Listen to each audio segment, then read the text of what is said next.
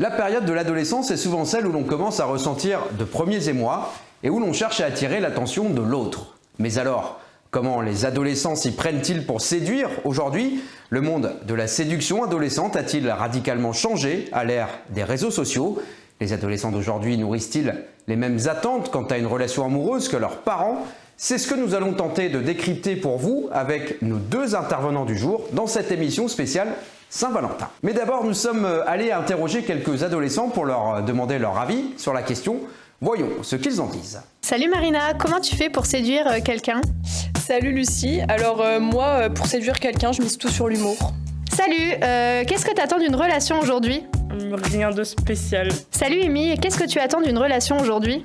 Bonjour, alors moi, ce que j'attends d'une relation, c'est la confiance. Avec mon copain, on est basé sur la confiance dans notre relation. Salut Antoine, quels sont tes atouts pour séduire? Alors salut, moi je me sers principalement de mes talents artistiques. Je vais dans les messages privés de la fille en question et je lui propose si elle est d'accord pour que je la dessine ou pas. Et en fonction de sa réponse, tac tac. Tu fais aller les talents. Voilà. Super, merci. Salut Enzo, quels sont tes atouts pour séduire une fille? Moi j'ai pas grand chose sur moi, alors je mise tout sur la taille. Salut Alexis, quels sont tes atouts pour séduire? Il faut miser sur l'humour, faire une petite blague pour détendre l'atmosphère et après faire connaissance. Salut Léo, quels sont tes atouts pour séduire? Principalement la drogue. Non, je rigole, en vrai, plutôt l'humour. Ou sinon, ça se fait naturellement. Bonjour Cynthia Colson, vous êtes esthéticienne et gérante de l'Institut de beauté C'est ma nature à Ligny, en Barrois. Bonjour Laure Hickel, vous êtes infirmière à la Maison des ados et étudiante en 3e et dernière année en sexualité humaine. Qu'est-ce que ça vous inspire? Quel commentaire vous viendrait à l'esprit comme ça spontanément? Ce micro-trottoir, alors on a cru comprendre que les adolescents jouaient beaucoup la carte de l'humour en matière de séduction. Alors moi, en ce qui me concerne, j'ai trouvé super. Ils ont vraiment investi en fait la question de la séduction. Ils sont prêtés au jeu. Et je me suis mise à la place d'une jeune fille de leur âge. Et je pense que celui qui aurait gagné mon attention, c'est celui qui faisait l'humour avec la drogue. Il m'a beaucoup fait rire. Le petit contre-pied, toujours, ça fonctionne. C'est ça. Jouer cette carte-là. Ils ont beaucoup joué sur l'humour, par contre ils n'ont pas trop parlé de leur physique finalement. Aucun n'a misé sur le physique pour répondre à cette question, donc c'était étonnant justement. Preuve de maturité peut-être, ou en tout cas... Ouais, peut-être. Laure, je me tourne vers vous pour une première question assez générale, j'ai envie de dire. Les adolescents ressentent-ils tous ce besoin, cette envie de séduire au même âge, au même moment? Est-ce qu'on peut placer un marqueur comme ça? Alors, non, pas forcément au même âge. De ce que moi j'ai appris dans mes études et ce que j'ai pu aussi observer, ils n'ont pas tous, ils n'ont pas le même besoin d'entrer dans la séduction au même âge. Et j'ai envie de dire, quand ils y rentrent vraiment de manière précoce, en fait, c'est plutôt préoccupant. Voilà, bon, après, Cynthia, si tu veux compléter. Non, c'est tout à fait ça, oui. C'est vrai que...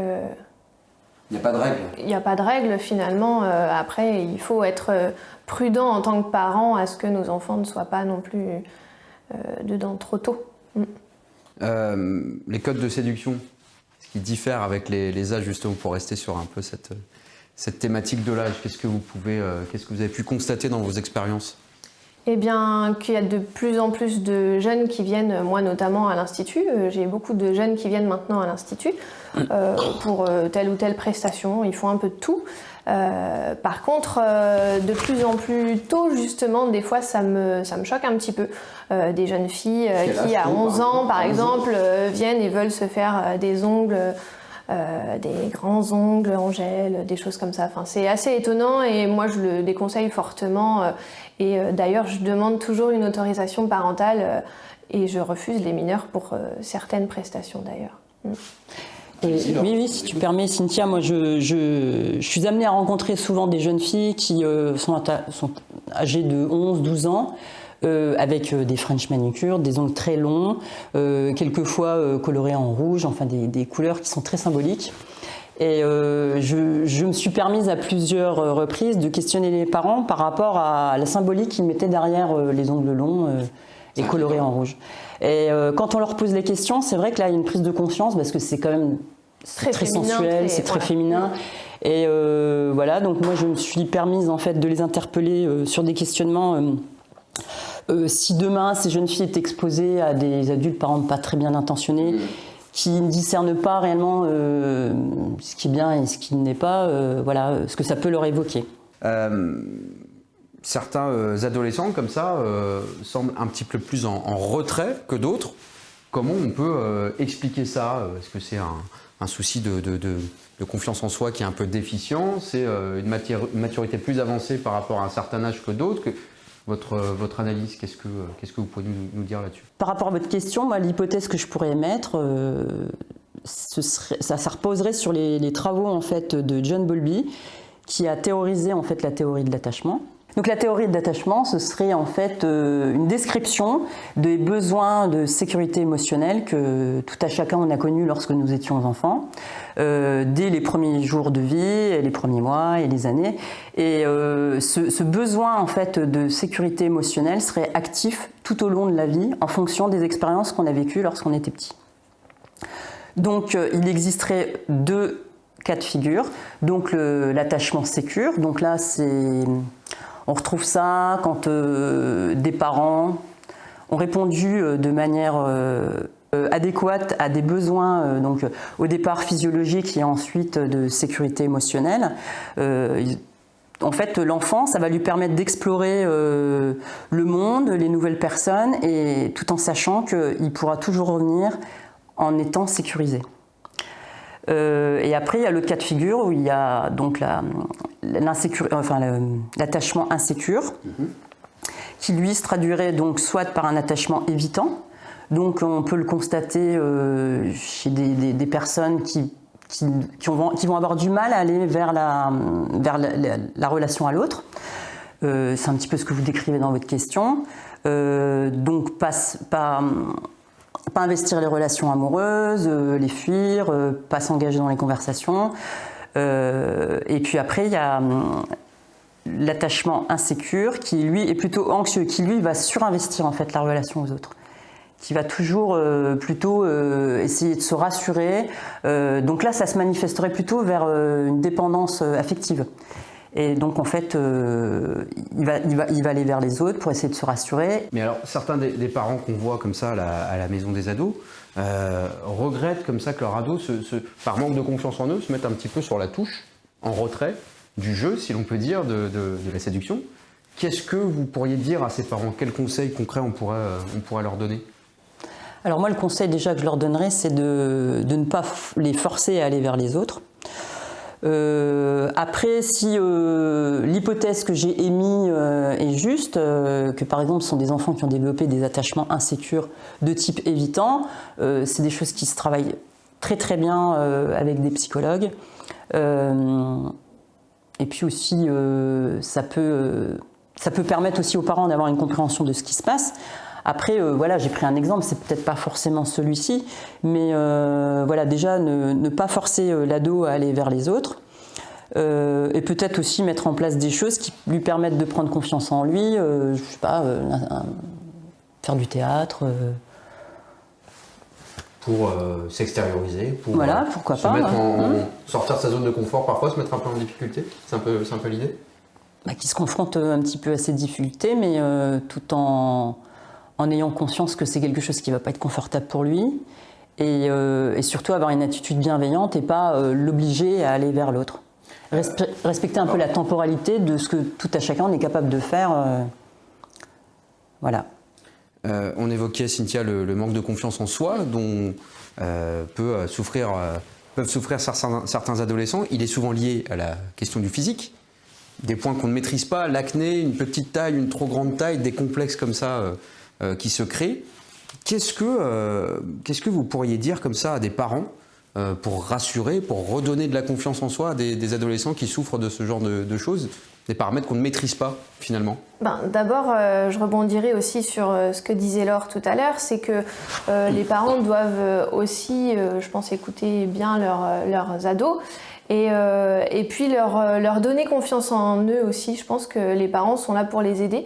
Et notamment, voilà, ça peut être en leur proposant des rendez-vous dans un institut de beauté pour en fait leur proposer des solutions à leurs problèmes finalement. vous êtes en capacité concrètement de dire, ben voilà, on peut masquer l'acné, je dis n'importe quoi, mais voilà, ce sont des réponses claires et concrètes par rapport à ça. Des jeunes ados qui viennent à l'institut, que ce soit garçons ou filles, ressortent bien souvent, je pense et je l'espère, en ayant gagné un peu de confiance en eux finalement, parce qu'on a un petit peu modifié l'image qu'ils pouvaient avoir d'eux-mêmes. Est-ce qu'il reste possible, on l'a vu dans ce petit micro-trottoir tout à l'heure, de jouer sur des éléments quand on manque de confiance en soi, quand on estime qu'on a un physique pas suffisamment gracieux, comment on fait pour sortir du lot, si je puis dire, sur quelle corde on peut jouer ou insister? Après, je pense que personne n'est complètement vilain, hein, tout le monde a des atouts, donc déjà la principale chose, c'est déjà de le savoir et de les connaître.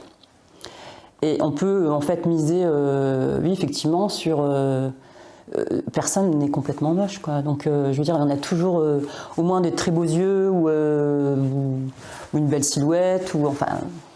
Donc déjà mettre en avant les atouts, et puis ensuite, c'est sûr qu'après il y a le comportement, il y a l'attitude. L'humour, on l'a vu, c'est quand même sacrée baguette magique. Vous nous disiez que vous receviez parfois des ados relativement jeunes dans votre institut. Vous proposez des solutions pour se mettre en valeur, c'est ça l'idée? C'est des petits tips, des petits conseils on enseigne comme ça aux adolescents à se mettre en valeur? Oui, tout à fait. C'est la meilleure partie de soi? Oui, et donc je rebondis aussi sur le fait que maintenant, tout a beaucoup changé. Et je reçois maintenant à l'Institut des enfants à partir de l'âge de 3 ans même. On incite déjà les tout petits à venir prendre soin d'eux, et donc je pense que ça va aller de fil en aiguille, et ce seront des ados qui seront peut-être mieux aussi dans leur peau parce qu'ils auront appris dès le plus jeune âge à prendre soin d'eux. Et voilà, je ne sais pas si c'était la réponse qu'on attendait.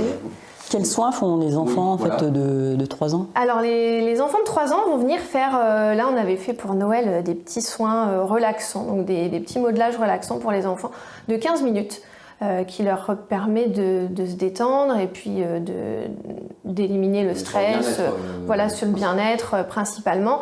Et puis aussi en soins du visage, les tout petits, leur apprendre à se nettoyer le visage, les petites filles à se mettre un peu de vernis ou des choses comme ça. Mais voilà, en ayant toujours une réserve professionnelle, en mettant des limites aussi. Je pense que c'est important aussi de leur expliquer ce qu'ils peuvent faire et ce qui est moins adapté à leur âge finalement.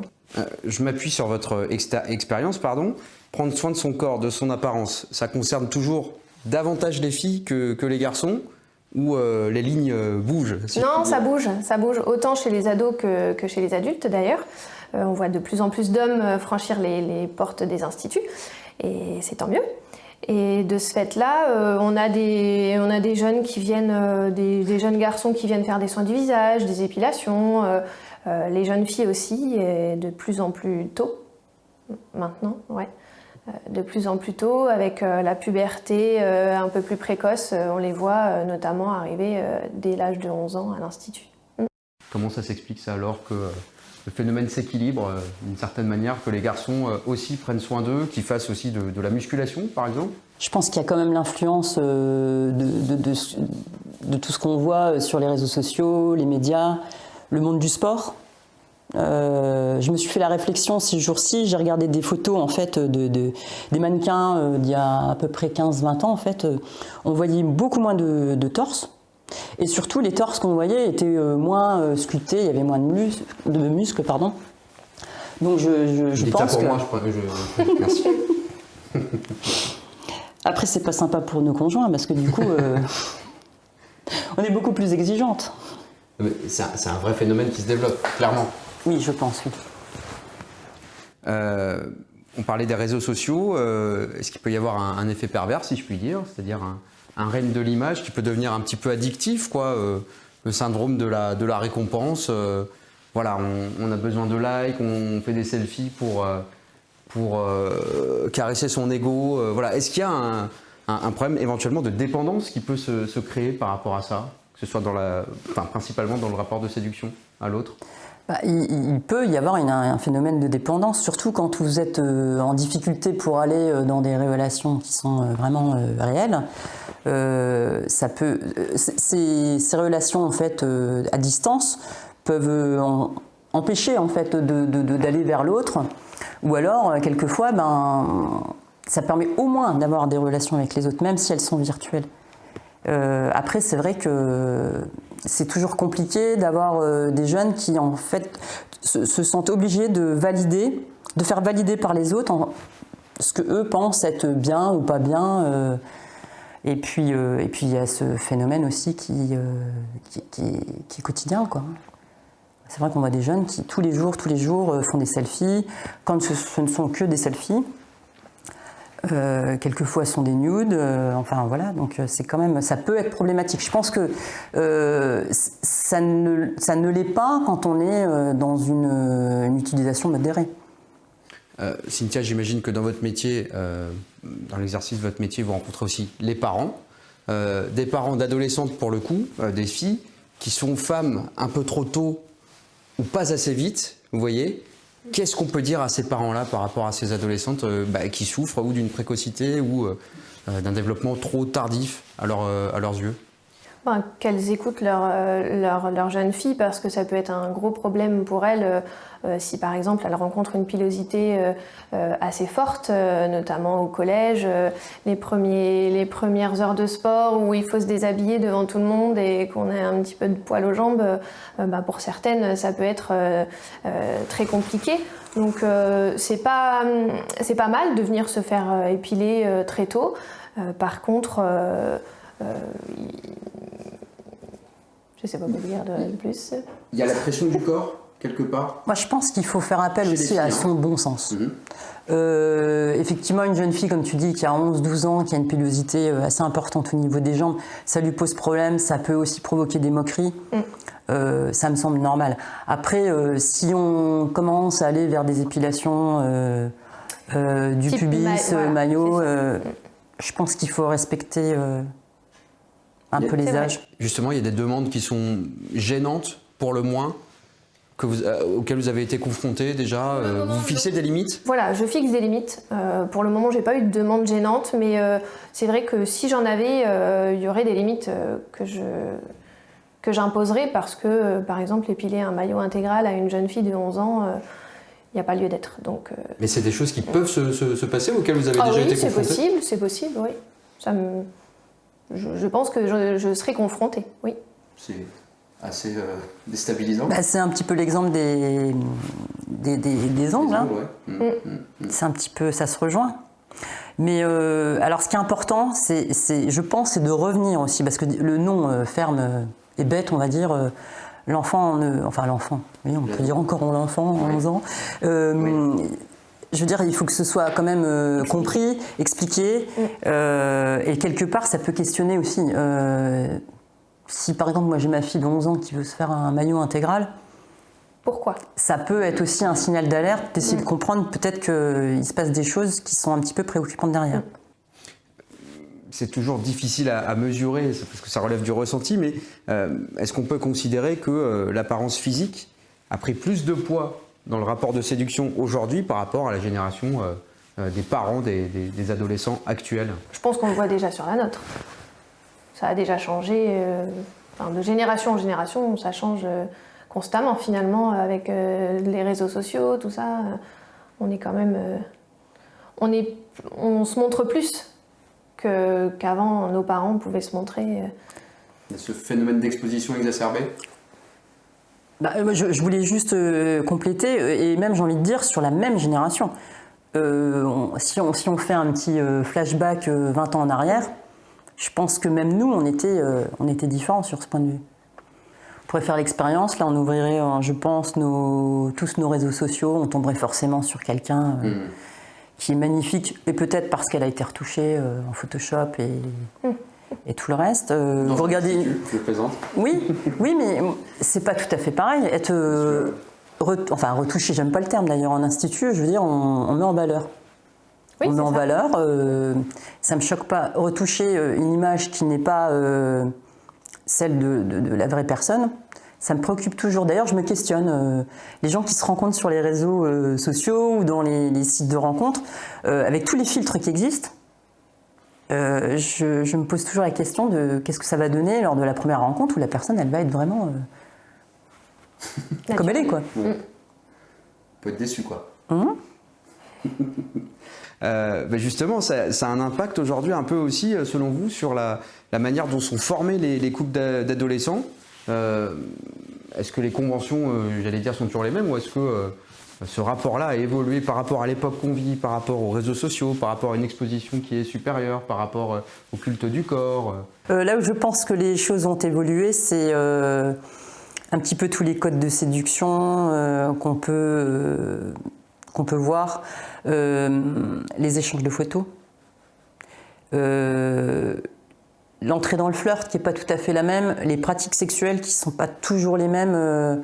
On a quelquefois des pratiques sexuelles qui sont celles qui pouvaient se produire en fait à partir de plusieurs expériences. En fait, là, il y a une inversion. Par exemple, il y a plein de jeunes qui rentrent dans la sexualité par la fellation. Vous voyez, et donc ces envois de nudes qui sont quand même assez réguliers chez les plus en plus jeunes. Déjà, ils s'exposent quand même à des dangers. Moi, je ne vois pas toujours la même chose en fonction de l'âge. Je veux dire, ça me questionne toujours à 11 ans et ça me questionne beaucoup moins quand ils ont 20 ans, qu'ils savent qu'il faut prendre certaines précautions, qu'il faut quand même avoir une méfiance des autres. Voilà.